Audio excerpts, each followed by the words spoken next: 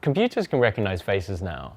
That helps us secure our phones and apply silly video filters.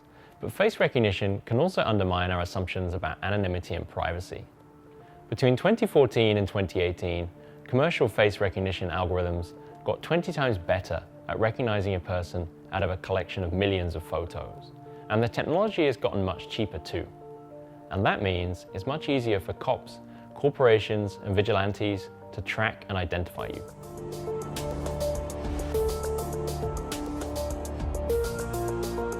The most widely used form of face recognition might be in your pocket right now.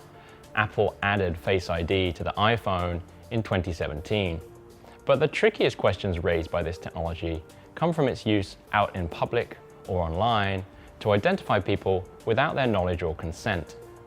Not long ago, when you stepped outside in public, you could reasonably assume that you were anonymous unless you ran into someone you knew. But if face recognition algorithms are scanning public space at all times, that's not a safe assumption anymore. The FBI has a collection of more than 600 million faces. It uses mugshots of newly arrested suspects or images from security cameras or phones to identify persons of interest. Some agencies have even used a controversial service called Clearview that identifies people by searching billions of images scraped from the web, including from social networks. Face recognition is so easy to access now that even hobbyists are building with the technology. One man in Portland created a system to identify police officers during recent protests. Another coder used face analysis algorithms to create a collection of all the people who appear in videos recorded during the riot at the US Capitol. In the US, face recognition doesn't yet seem to be widely used in public, but if the idea of your face always being searchable makes you uncomfortable, you are not alone. Civil rights scholars find this possibility concerning. If you could be identified wherever you go, you may not feel comfortable attending a protest or your place of worship. And there's evidence that many systems make more errors on people with darker skin tones. What can you do if you want to resist face recognition? Some artists and engineers have experimented with patterns of face paint that make it harder for algorithms to identify you. But there's not good evidence that one pattern could work reliably against every system out there.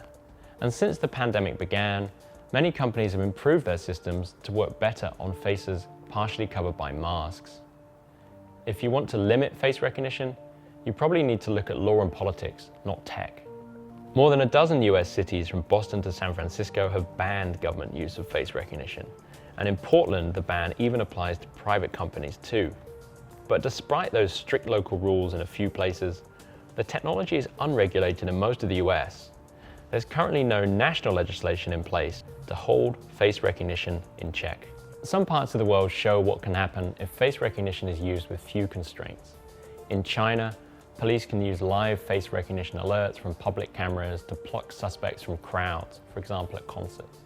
Some US police departments have experimented with similar technology, although it doesn't seem to be widely used. But without broader regulations in place, it remains a possibility.